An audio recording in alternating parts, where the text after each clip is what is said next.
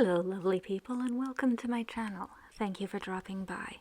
Today what I'm going to do is a very simple fluid art swipe. Well, it's not exactly a swipe. What it's called is a Dutch pour. And what it is I'm going to put down this background of white and then put some colors over the top in the center and use a hairdryer to blow them out. And I'll show you as I go along. All of the paints that I am using in this are Liquitix Basics, and they are diluted in floetrol, roughly 3 or 4 to 1, with a little water to thin them out a bit. And everything except the white and the silver has a drop or two of silicone in it. So the silicone should give some nice little cells and everything should come out. Okay, so the tool I'm using here to spread the paint is actually from a cake decorating set, but it works quite well for making the surface of the paint nice and smooth.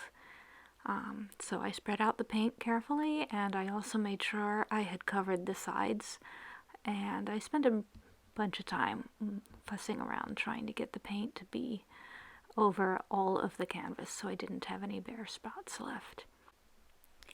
And then I just started putting paint down. I used a variety of blues and purples, and I just took each color and spread it across the center of the canvas, trying not to get all the colors exactly the same. And there I had a little something that fell onto the canvas, so I had to take that off.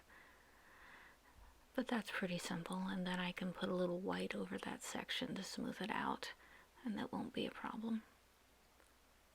And then I went back to putting colors over the canvas. So yeah, like I said, some blues, some reds, and some purples in there.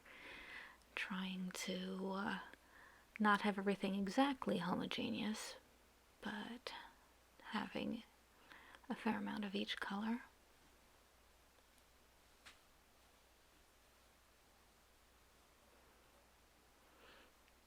And in addition to the blues and purples and reds, there's another blue.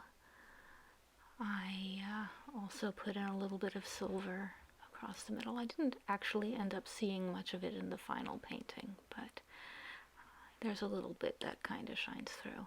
And then after that, what I did is I went back to my white solution and I put a layer of white on each side of that central smush of color.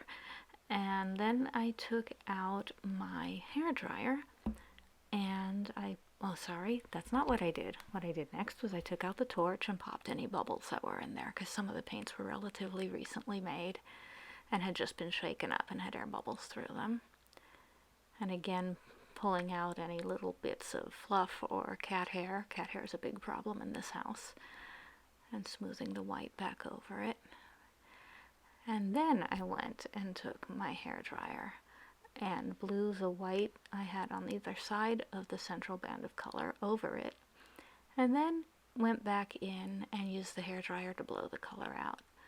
And what this does is it gives you thin layers of color on top of each other, and then the silicone that's mixed into the paints can rise through and give you these cells that you see there.